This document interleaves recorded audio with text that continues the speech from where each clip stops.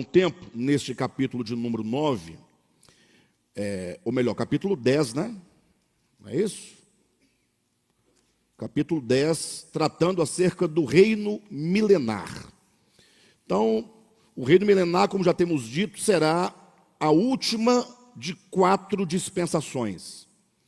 A Escritura, ela divide o tempo da humanidade, isso em relação ao plano de Deus, ou seja, como Deus, ele caminha com a humanidade ao longo da sua história, realizando por etapas o seu plano de criação, o seu plano de redenção e o plano de consumação de todas as coisas. Isso quer dizer que a história humana, ela está sendo dirigida pelo próprio Deus. Talvez você pense, poxa, mas a minha vida individual, pode estar de um jeito ou de outro, você olha a situação, mas o fato é que a humanidade no seu conjunto, ela está sendo dirigida por Deus desde a sua origem, desde o começo de todas as coisas. E então o tempo da humanidade, e toda a sua história, é dividida biblicamente em 4 partes. O período antes da lei, o período da lei, o período depois da lei, que é chamado a Era da Graça, que é essa era na qual nós estamos agora vivendo, e com a segunda vinda de Jesus, na parousia, dar-se-á início à 4ª e última dispensação, que é chamado o reino milenar.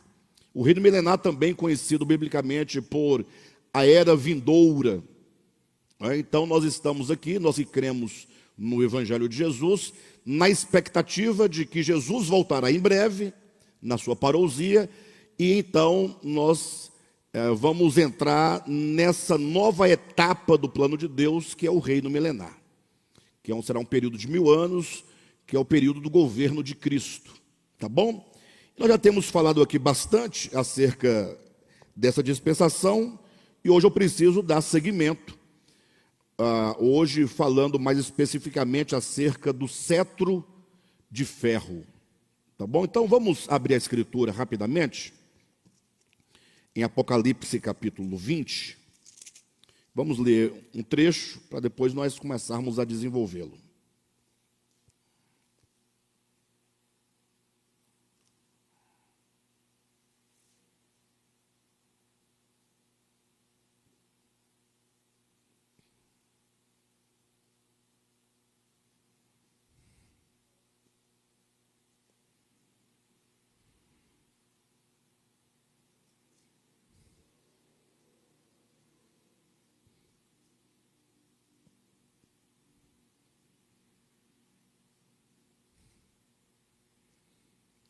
Capítulo 20, encontraram? Vamos ler do versículo 1 até o versículo 3. E em seguida nós vamos ler lá no capítulo 2, tá bom? No capítulo 2 de Apocalipse. Diz assim, queridos, olha, então vi descer do céu um anjo, tinha na mão a chave do abismo e uma grande corrente. Ele segurou o dragão, a antiga serpente, que é o diabo, Satanás, e o prendeu por 1000 anos.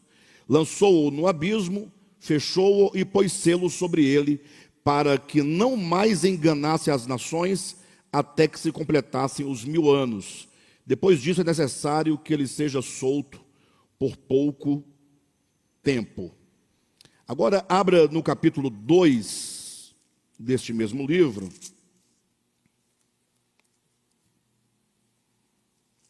E veja então os versículos 26 e 27 e 28.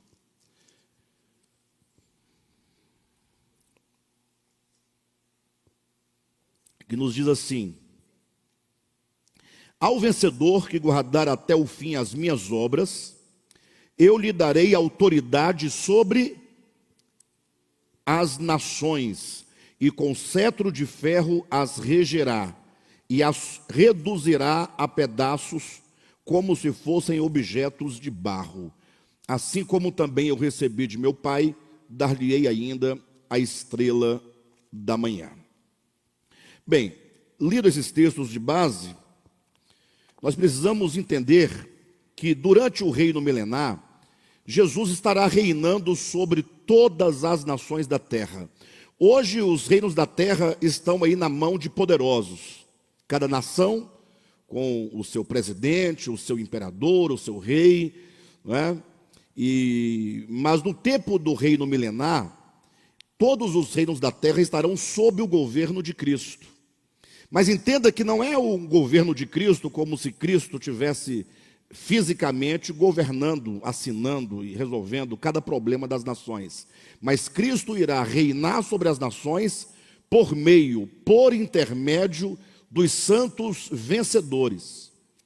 Ou seja, todos aqueles que por ocasião da vida de Jesus foram um cristão vencedor, ele vai governar sobre as nações, Cristo vai governar sobre as nações por intermédio desses santos. Então é dito que eles vão reinar sobre as nações com cetro de ferro. Como nós já falamos aqui nesse tema acerca da figura, tipológica de Satanás, já demonstramos que Satanás constitui uma grande consciência caída. Hoje queremos fazer a abordagem do cetro de ferro. Então, lendo aqui o nosso livro, vamos entrar agora desmistificando essa figura do cetro de ferro com o qual os vencedores vão reinar e o que significaria esse cetro de ferro e despedaçar as nações como se despedaça vasos de barro, né? Então, página 181, logo no primeiro parágrafo lá em cima. Daí dizer-se simbolicamente que Satanás será preso durante os 1000 anos, quando o engano for contido nos corações pela influência do reino de Cristo sobre todas as nações.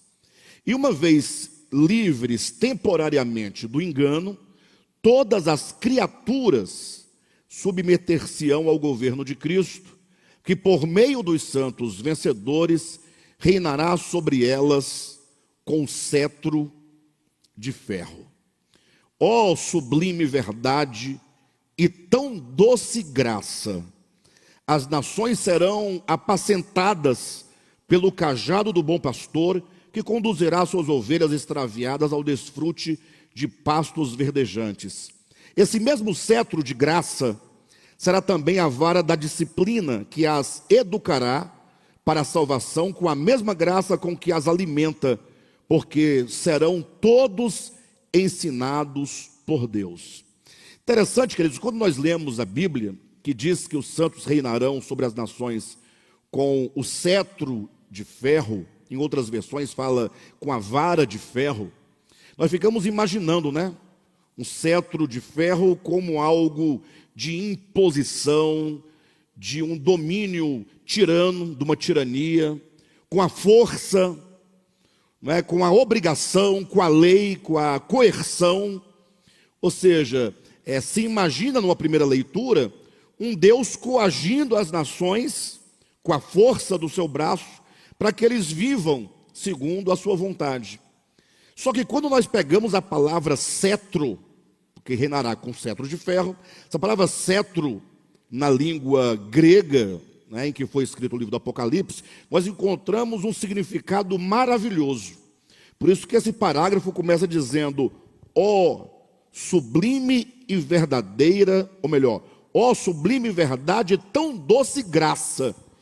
Veja só na nota de rodapé da página 181, aí na nota 261, diz assim, olha, o verbo grego traduzido por reger, que vai reger as nações com cetro de ferro, em Apocalipse 2:27, 12:5 e 19:15, significa alimentar, cuidar de um rebanho, criar ovelhas. Significa governar, fornecer pasto para a comida, nutrir, suprir os requisitos para as necessidades da alma, segundo o dicionário bíblico Strong. Ou seja, reger as nações significa alimentá-las, significa conduzi-las aos pastos verdejantes, às águas tranquilas. Ou seja, o Senhor vai cuidar das suas ovelhas, cuidar dos homens como o pastor cuida de suas ovelhas. Por isso que nós vamos ver Jesus claramente falando: eu sou o bom pastor das ovelhas. Interessante que quando se fala de governo dos homens, se fala de reis, de imperadores, de déspotas, não é? Mas quando fala que Cristo vai reinar sobre as nações, vai reger as nações, a figura que surge é a figura do bom pastor. Como que muda a tonalidade, ou seja, não é uma questão meramente administrativa. O reino de Cristo não é uma questão de mera formação de leis e aplicação de leis, mas fala de um cuidado. Deus vai cuidar do homem que Ele criou, Deus vai cuidar da humanidade, alimentando-a, não somente com alimento físico, material, mas sobretudo com alimento espiritual, o alimento da alma. Jesus vai cuidar da alma de todos os homens. Mas daí segue que alguém pode levantar aqui um questionamento, dizendo, ora, mas como Jesus vai reger as nações? Ele vai reger no sentido de cuidar, de apacentar as ovelhas, se porventura as nações não são ovelhas de Jesus. Porque existe um conceito formado no cristianismo de que as ovelhas de Jesus são os crentes, os evangélicos. Então, aquele que aceita Jesus, dentro dos moldes do cristianismo, sobretudo do movimento reformado e protestante e evangélico, esses são ovelhas de Jesus. E os demais são o quê? Seriam o quê? Eles não são tudo bode, né? Não são ovelhas de Cristo. Só que eles esquecem que a Escritura vai dizer que todos os homens, de todas as nações, são ovelhas de Cristo, são ovelhas de Deus. Nós vamos encontrar isso claramente, vocês poderão observar, no Salmo de número 100. Abra sua Bíblia rapidamente, versículos de 1 a 3, um salmo maravilhoso que nos traz esse entendimento. O Salmo de número 100, olha o que dizem os versículos de 1 a 3. Celebrai com júbilo ao Senhor todas as terras, todas as terras. Servi ao Senhor com alegria, apresentai-vos diante dele com cântico. Sabei que o Senhor é Deus, foi ele quem nos fez, e dele somos o seu povo e rebanho do seu pastoreio. Então, uma das coisas que nós devemos compreender, queridos, é que a obra de Cristo, tanto de salvação quanto a obra do seu cuidado para com o homem, não é uma obra que se restringe a uma religião, não é uma obra que se restringe a um grupo, a uma etnia, a um povo supostamente eleito, chamado, que se sobressai e tem vantagens e regalias acima da humanidade a quem Deus supostamente não amasse e não cuidasse. A obra de Deus não é uma obra que visa alcançar crentes evangélicos. A obra de Deus é uma obra mais ampla, ela abarca toda a humanidade. Então, no próprio Salmos, nós vamos encontrar, quando diz, servir ao Senhor todas as terras, todas as nações, todos os homens. E ele diz, sabei que nós somos o povo, rebanho do seu pastoreio. Por isso nós vamos encontrar claramente, quando nós lemos lá em Mateus capítulo 25, quando fala do julgamento das nações, exatamente falando sobre as nações, é dito que o Senhor vai separar uns dos outros, né, falando das nações, como um pastor separa bodes de ovelhas. E então diz que o Senhor dirá aos que estiverem à sua direita, que são ovelhas, vinde benditas do meu Pai, possui por herança um reino que vos está preparado desde a fundação do mundo. Ou seja, ovelhas não são somente aqueles supostamente crentes, vamos colocar assim, mas tratando-se das nações, é dito que ali há ovelhas do Pai, não é? Vindes benditos do meu Pai. Então as nações são ovelhas do Pai. Agora, é verdade que dentre a humanidade toda, o Senhor tem os seus eleitos, né? O Senhor tem os seus eleitos. A Bíblia fala claramente sobre a eleição e a predestinação. Ou seja, o Senhor escolhe pessoas de um modo específico, Ele predestina pessoas para algo específico, só que essa eleição e predestinação não é necessariamente para a salvação. É lógico que tem que passar pela salvação, mas a eleição de Deus e a predestinação visa ao cumprimento de um propósito específico. Então, a igreja do Senhor na terra, e quando eu falo igreja, cuidado para vocês não confundirem com CNPJ, não confundirem com denominação. Porque a gente fala, a igreja do Senhor, você pensa nos crentes, nos evangélicos. Mas será que essa multidão de pessoas ditas crentes ou evangélicas são efetivamente a igreja de Jesus? Como saber, numa multidão de 1 milhão de pessoas, quem efetivamente é um eleito de Deus, né? Efetivamente alguém chamado por Deus? Porque hoje em dia as igrejas andam cheias de pessoas que estão ali pelos mais diversos motivos.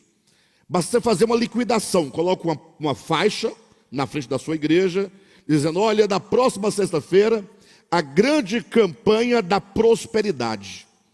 Vem aqui que você vai ser abençoado com a prosperidade. Então eu pergunto, quem é que não quer prosperidade? Quem não quer dinheiro? Melhorar o seu comércio, melhorar as suas finanças, não é? Ganhar na loteria, sei lá, ganhar um carro, comprar uma fazenda, um apartamento. Então as pessoas são atraídas às ditas igrejas evangélicas a partir de uma promoção, a partir, não é, de uma liquidação. Eles começam a barganhar e a vender o evangelho, oferecendo aquilo que Deus não prometeu a ninguém. O que o Senhor Jesus prometeu é que Ele cuida de cada um de nós, nos alimentando, nos vestindo, e Ele próprio nos ensinou a que devemos buscar o pão nosso de cada dia. Então, essa é uma promessa de Deus, que Ele haveria de cuidar de cada um de nós. Então, aí as igrejas vão se enchendo, faz uma campanha da cura. Ora, quem é que não está precisando de uma cura, né? Está com um bico de papagaio, né? Com a unha encravada, um siso que não sai nem, né? Aí a pessoa vai em busca de uma cura. E assim as pessoas vão e acabam sendo enredadas por aquele discurso, vão se filiando às igrejas, e a igreja vai inchando, né? Como uma massa cheia de fermento. E então não se pode dizer efetivamente que a igreja de Cristo seja essas grandes igrejas de CNPJ denominacionais. Até mesmo porque é possível que haja muitas pessoas fora desse redil, fora desse aprisco evangélico, que são ovelhas de Jesus. E, portanto, fazem parte também da sua igreja.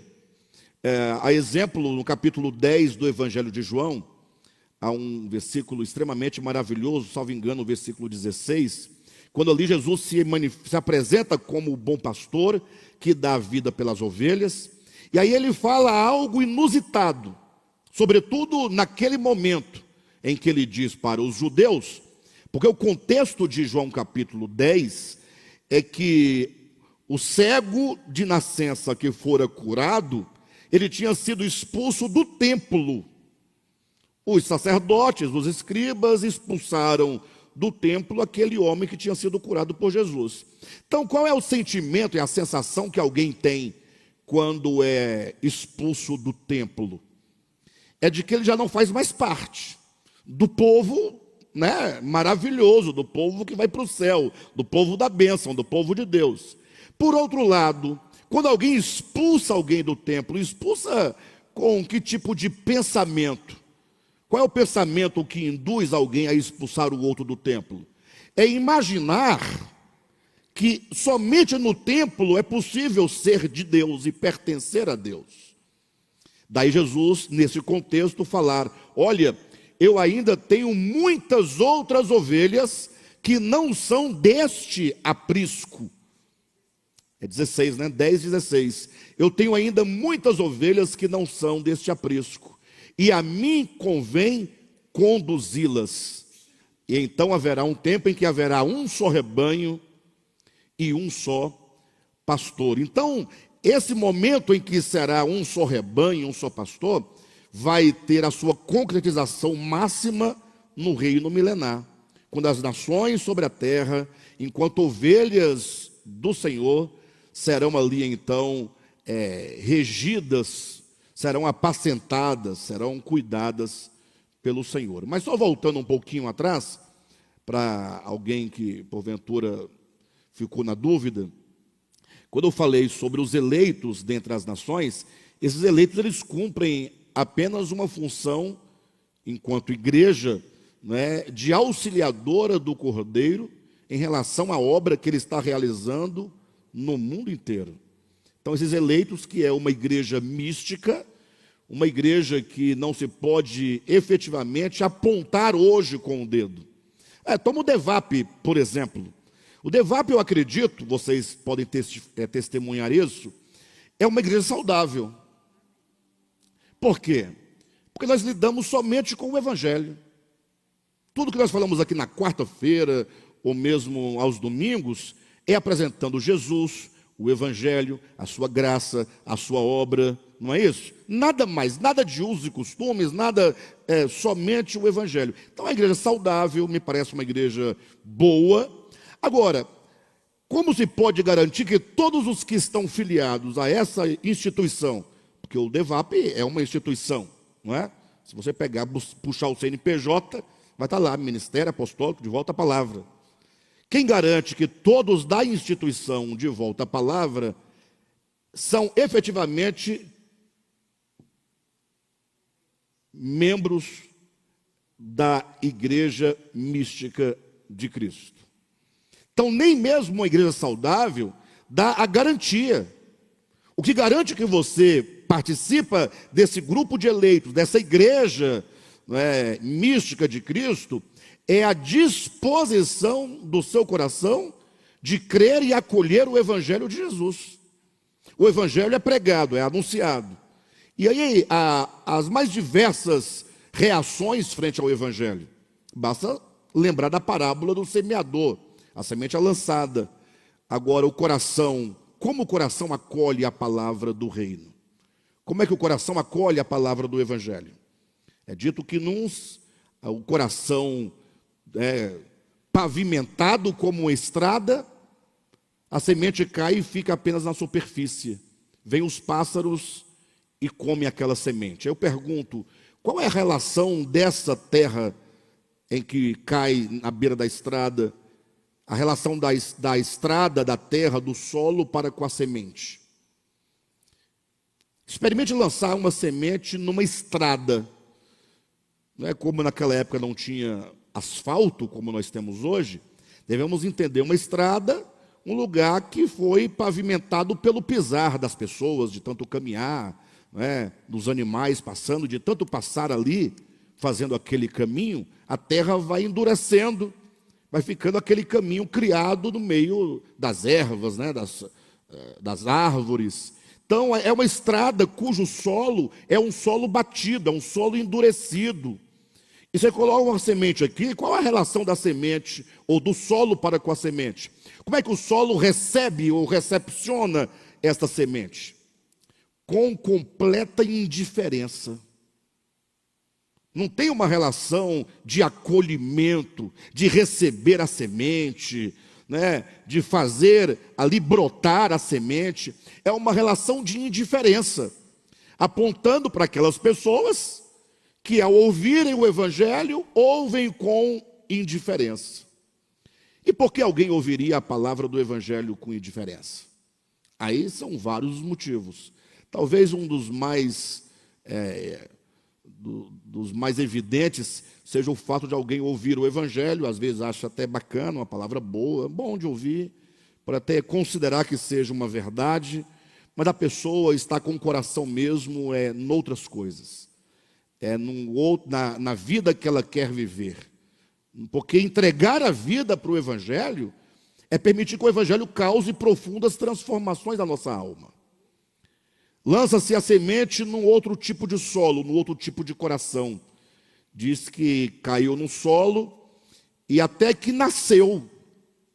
Teve uma certa recepção para com a semente. A terra acolheu a semente, e só que ocorreu que havia pedras por debaixo da terra, e quando aquela ervazinha que nasceu já quis lançar suas raízes mais profundamente para o solo, para ganhar consistência, ganhar firmeza e se alimentar do solo, aconteceu que as pedras impediram que as raízes se aprofundassem, porque a terra era rasa, então essa plantinha que nasceu da semente morreu. Jesus fala que esses são aqueles corações que ouvem a palavra, recebem a palavra com alegria, mas em razão da superficialidade do coração, eles acabam que não têm profundidade. E aí quando vem o sol, e esse sol são as provações por causa da palavra, por não ter profundidade, essas pessoas se escandalizam e desistem. É quando você ouve a palavra e, puxa, eu acho que é isso mesmo que eu quero, fica animado, feliz, acolhe a palavra, começa um dia, mas não tem perseverança. Coração cheio de pedras que impedem que a raiz se aprofunda, e quando vem então as provações, essa pessoa, ela diz, eu pensava que o evangelho seria uma outra coisa, eu não sabia que o evangelho iria requerer que eu passasse por provações. E a pessoa, não querendo as provações, ela se desencanta com o evangelho, né, e abandona. Fala também de um outro tipo de solo, que a semente cai, só que aí cai entre os espinhos, e nasce. Só que os espinhos sufocam aquela plantinha, que é o evangelho, que está crescendo, está desenvolvendo. Jesus fala que os espinhos são os cuidados dessa vida e a fascinação pelas riquezas. É aí onde muitos de nós somos pegos, né? E por fim cai numa boa terra. A boa terra é uma terra tratada, sem espinhos, sem pedras. E agora nessa boa terra é dito que essa semente, ela não somente germina, cresce, mas floresce e frutifica, dá frutos, 100 por 1, 60 por 1, 30 por 1. Mas o fato é que nessa terra frutifica. Então, o verdadeiro membro do corpo místico de Cristo, da igreja mística, é alguém que tem uma resposta positiva em relação ao evangelho. Como você lida em relação ao evangelho, é o seu coração. Então, se você ouve o evangelho, crê no evangelho, acolhe o evangelho e permite que esse evangelho realize as mudanças, aí sim você pode ter a certeza que você faz parte desse grupo de eleitos. Mas esses eleitos não é em detrimento às nações. Pelo contrário, esses eleitos existem não em detrimento existem a favor de. Ou seja, é como se Deus chamasse um grupo de pessoas, inicialmente, agora por meio de vocês, nós vamos alcançar os confins da terra. Vamos alcançar todos os povos da terra. Vamos fazer cumprir em todas as nações a promessa feita a Abraão. Em ti serão abençoadas todas as famílias da terra. Então, o reino milenar será esse momento em que essas nações que estarão vivas por ocasião da parousia serão alcançadas em massa pelo evangelho. Então, o cetro fala, portanto, desse cuidado do bom pastor.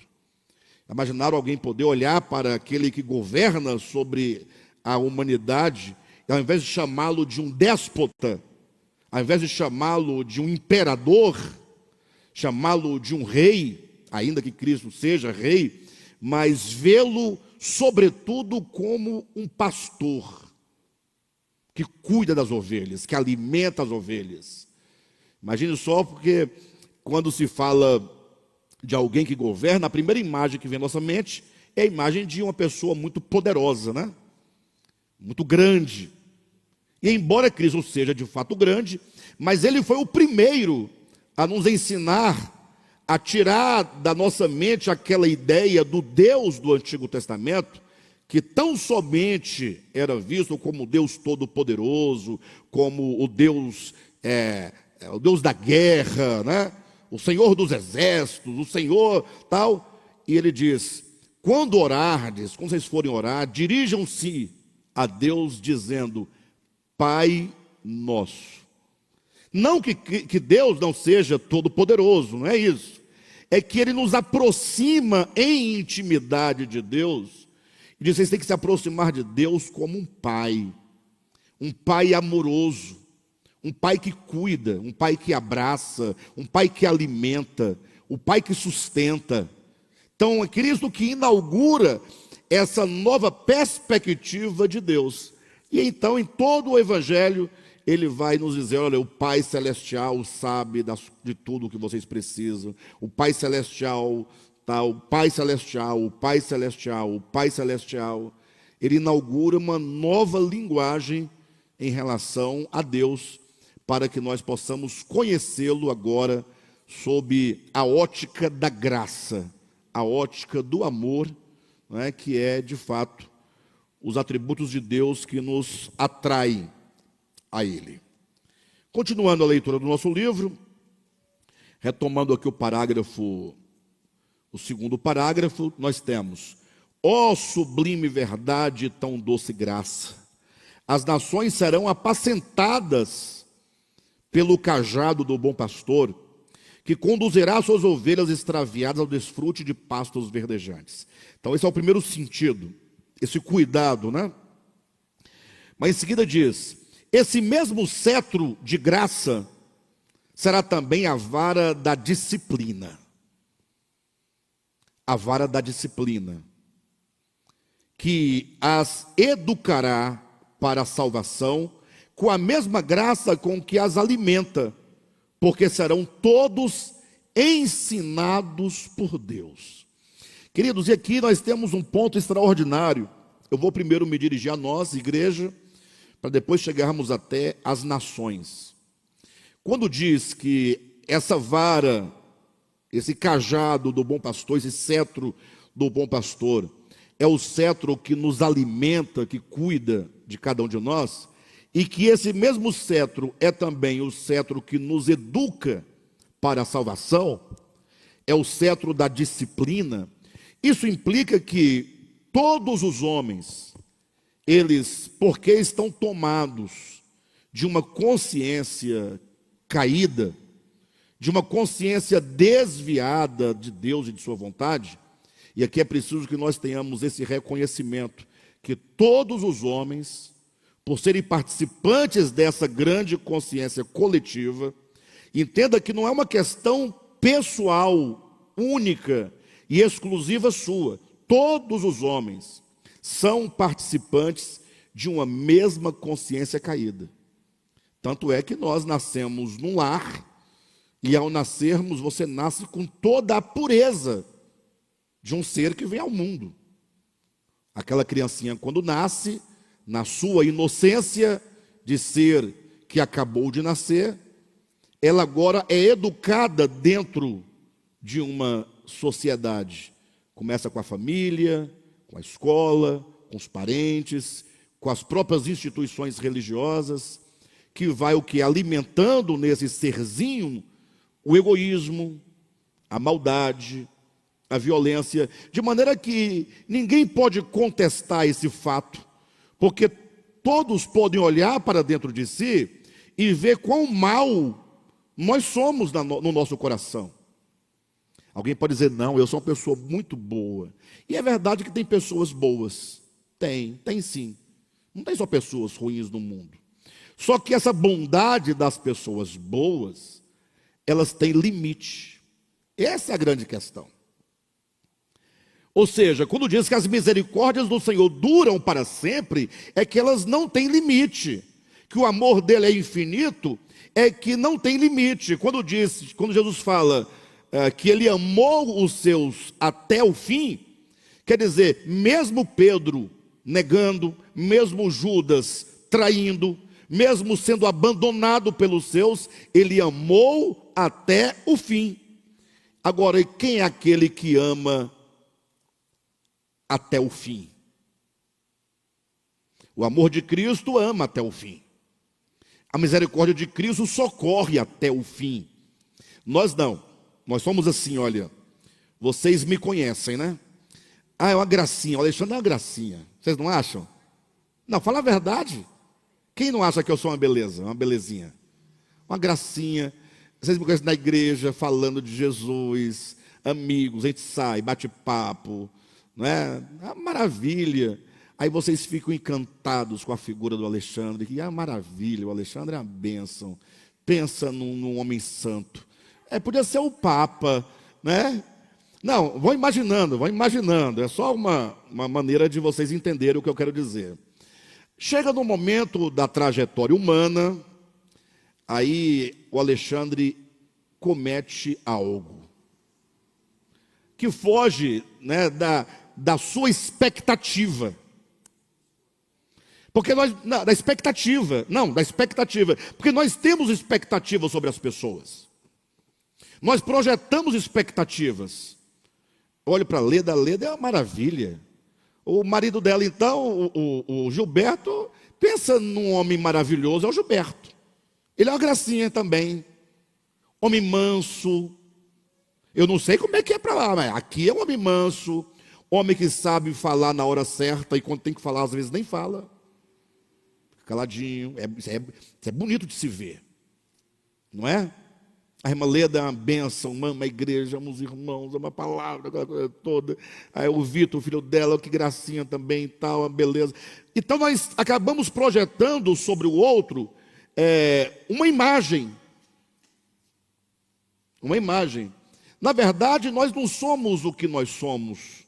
Socialmente falando, nós somos aquilo que os outros criam a nosso respeito. Você cria uma imagem. Logo as pessoas têm uma expectativa. E no dia que, por qualquer que seja o motivo, você frustrar a expectativa dessa pessoa, você deixa de amá-lo. Eu falo isso porque isso acontece todo dia, toda hora. Não é? Pessoas que passam às vezes anos conosco, uma maravilha, essa pessoa aqui não tem jeito. Aí um dia ela pega e te abandona. E por que te abandona? Porque alguma coisa não saiu do jeito que ela esperava que saísse. O amor acabou. Ora, se o amor acabou, não era amor. Ou, se você quiser chamar de amor, deverá acrescentar algo a mais. Era amor próprio. Então, eu não amo o Rogério. Eu amo o Rogério enquanto ele cumpre com todas as minhas expectativas. Eu amo a mim mesmo. E eu quero ter para mim pessoas assim. Se ele quebra essa expectativa, ele fere o meu amor próprio e logo eu não quero mais tê-lo comigo. Então, mesmo as pessoas ditas que são boas, elas são boas para quem? É a pergunta que se faz. É a mãe que ama o filho, ama até quando? Eu vi uma cena recentemente de um pai destratando uma filha de um modo assim absurdo. E uma pessoa falou para ele assim na hora, mas é a sua filha. E ele respondeu, essa desgraça, não sei o quê, não sei o quê, não sei o quê. E aí isso nos leva a pensar, por que nós amamos nossos filhos, mas de repente não amamos nossos filhos? Ou por que nós amamos o nosso filho deste casamento e não amamos o filho do primeiro casamento? Por que muitas vezes um filho que não faz parte desse círculo menor onde vivemos? Porque é assim, você sabe, né? Casamento, como vive hoje, vem um filho fora do casamento, vem um filho de um casamento anterior. Quando se forma uma nova família, nem sempre a família acolhe o outro filho. E aquele filho que era amado não é mais amado.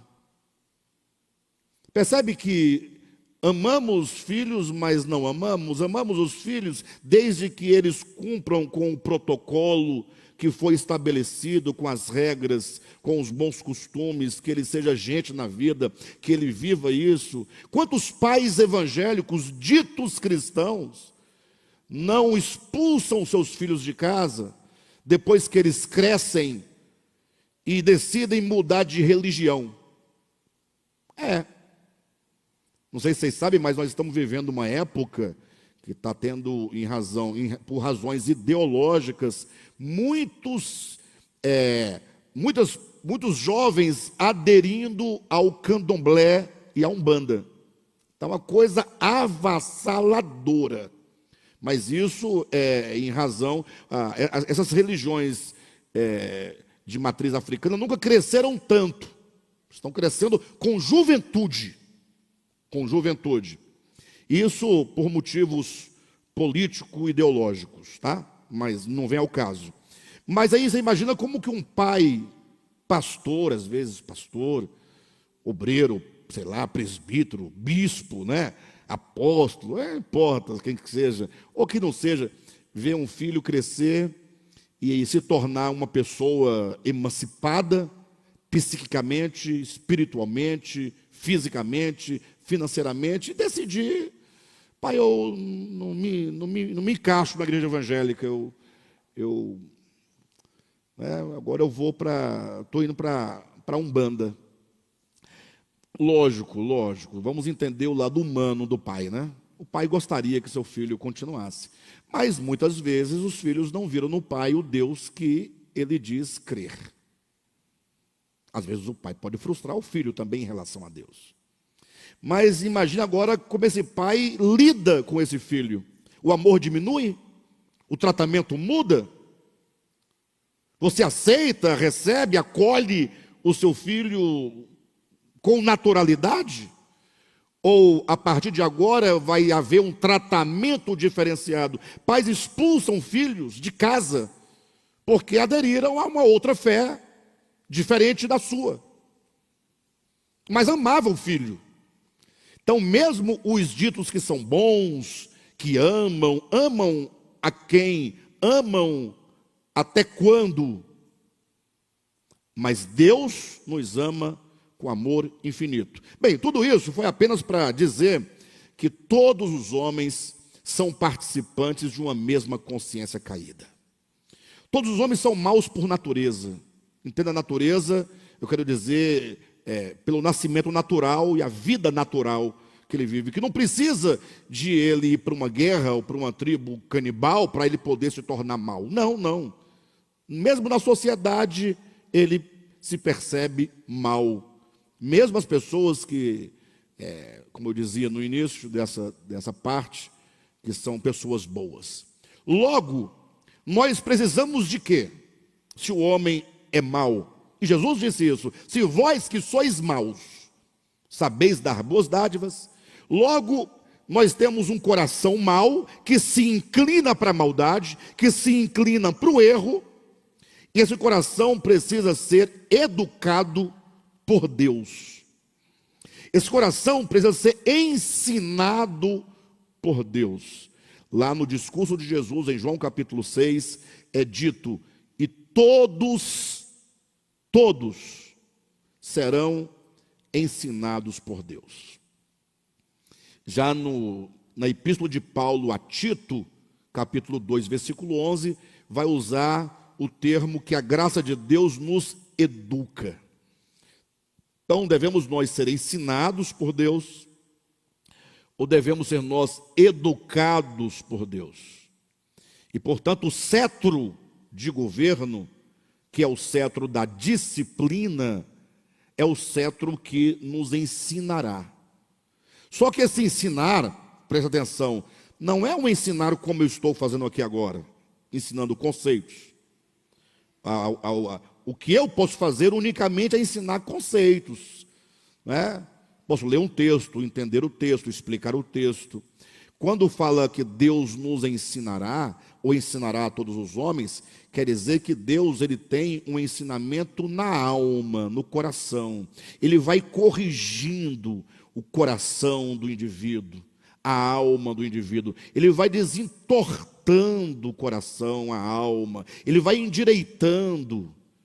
É isso que é a disciplina de Deus. Por isso que nós, sempre quando passamos por algum problema, alguma dificuldade, do ponto de vista humano, nós sempre perguntamos: mas Senhor, por que isso? E quando nós perguntamos por quê, não é porque nós estamos em busca de saber o porquê.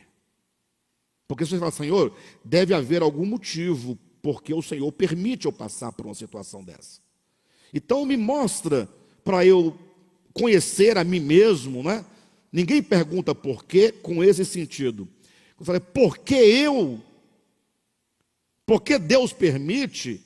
Isso é um alto senso de justiça própria, como que diz, não há razão de o Senhor permitir essas coisas.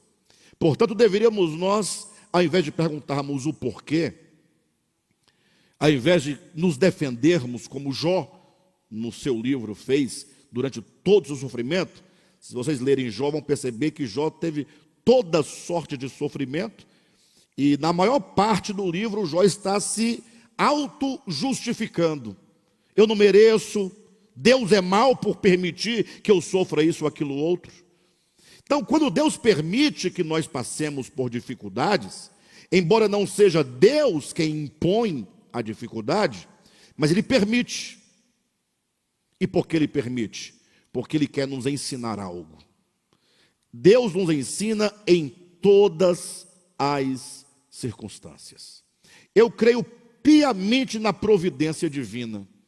Eu tenho uma mulher adequada para eu, dentro do meu ambiente de vida conjugal, eu ser ensinado por Deus. Na verdade, o problema, a minha esposa tem o marido que ela merece. O marido adequado para tratar. Na verdade, o problema não é o marido. O problema está nela.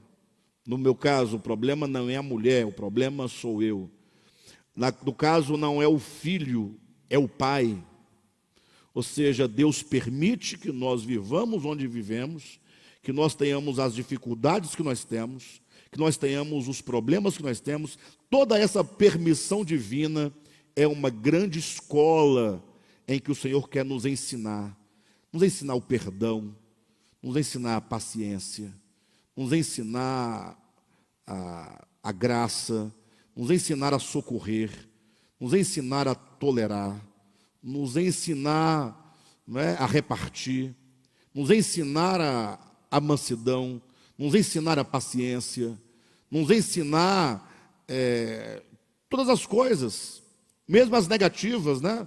Às vezes nós somos tortos no nosso caráter, e Deus, então, Ele quer endireitar essa nossa alma, Ele quer corrigir a nossa alma.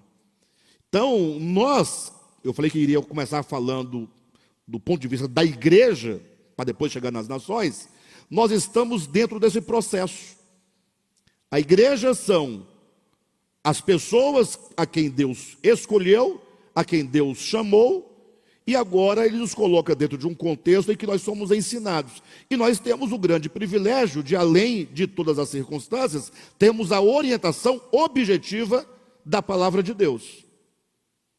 Diferente daqueles que têm os ensinamentos da vida que Deus permite, sem a orientação da palavra objetiva, alguém que explique essas coisas. Então nós estamos sendo ensinados, estamos sendo corrigidos. É o que na linguagem de Paulo, nós estamos sendo transformados por Deus. Perfeito? Agora, quanto às nações, imaginem só chegando no reino milenar. Imagine as nações, lá, os chineses no reino milenar. Japoneses, franceses, americanos, russos, brasileiros. Brasileiro, os baianos, né? Estou falando de nação. Baiano vai dar trabalho, irmãos, os baianos. Irmãos, é brincadeira, tá? Eu fiz essa brincadeira do baiano porque a irmã que é baiana foi que trouxe a brincadeira. Quem está em casa não está vendo, acha que nós estamos com algum tipo de preconceito contra os baianos. Baiano é gente muito boa, manso com a beleza. Bem, mas de todo modo, imagine no reino milenar as nações, cada um trazendo consigo a bagagem da cultura, da sua própria cultura, dos seus tempos, seus ancestrais, etc. E agora essas nações deverão ser o quê? Ensinadas por Deus, corrigidas por Deus, aperfeiçoadas por Deus. E na Bíblia, para nós podermos encerrar por hoje, eu vou até marcar aqui para continuar na semana que vem, há um texto profético maravilhoso que fala desse tempo em que as nações serão ensinadas por Deus e usa uma linguagem simbólica maravilhosa que explica isso. Abra sua Bíblia em Gênesis, capítulo 49. Esse capítulo, queridos, para vocês poderem entender, fala de Jacó, que antes da sua morte ele ministra várias bênçãos sobre os seus filhos, sobre Levi, sobre Zebulon, sobre Dan. Vai cada tribo, cada filho com suas tribos, cada filho ele vai dando uma bênção, até que chega em Judá, a tribo de Judá. Judá era um dos filhos de Jacó. E quando ele vai então ministrar a bênção sobre Judá, ele mesmo sem saber, ele acaba entregando uma profecia, que está aqui registrado. Leia comigo 49 de Gênesis, versículo 8 em diante. Judá, teus irmãos te louvarão, a tua mão estará sobre a cerviz de teus inimigos, os filhos de teu pai se inclinarão a ti. Aí ele começa, o versículo 9, Judá é leãozinho, da presa subsiste, filho meu, encurva-se e deita-se como leão e como leoa, quem o despertará? Então apresenta Judá e a tribo de Judá como leãozinho, como leão, como leoa. Enfim, cada um desses aspectos, cada um desses nomes tem um aspecto distinto, mas o que é comum é que tudo é leão. É o leãozinho, o leão, a leoa, tudo é leão. E o leão é símbolo da realeza, é símbolo do domínio, é símbolo do reino. Até porque é de Judá que procederia o Cristo, que é o rei dos reis, não é? Então, o versículo 10 diz, o cetro, onde aparece o cetro aqui, cetro que os santos vão reinar sobre as nações com cetro de ferro. O cetro não se arredará de Judá, nem o bastão de entre seus pés, até que venha Siló. Siló, aqui é exatamente o Cristo, é uma palavra simbólica para se referir a Cristo. E a ele, a Siló, obedecerão os povos. Então, essa é uma palavra profética de quando os povos, as nações, se renderão a Cristo. Então já está em Gênesis aqui a predição do reino milenar, em que todas as nações hão de obedecer a Cristo. Mas aí chega na questão, como essas nações obedecerão a Cristo? Sendo más na sua psique, no seu coração, com estruturas de pensamento tão distintas, tão arredias ao Evangelho, a Cristo. E aí veja só como isso se dará. O versículo 11 diz como isso acontecerá. Ele, o Siló, o Cristo, amarrará o seu jumentinho. Aí agora surge a figura do jumento. O jumento aqui representa este homem que faz parte dessas nações. Este homem é chamado de jumento aqui, porque na verdade tem muito jumento por aí mesmo, pessoal? Mas no sentido da brutalidade, da ignorância e sobretudo da resistência. Quando o jumento empaca, ninguém tira ele do lugar. O pessoal do Nordeste antigamente colocava um foguinho debaixo do rabo do jumento, aí ele saía,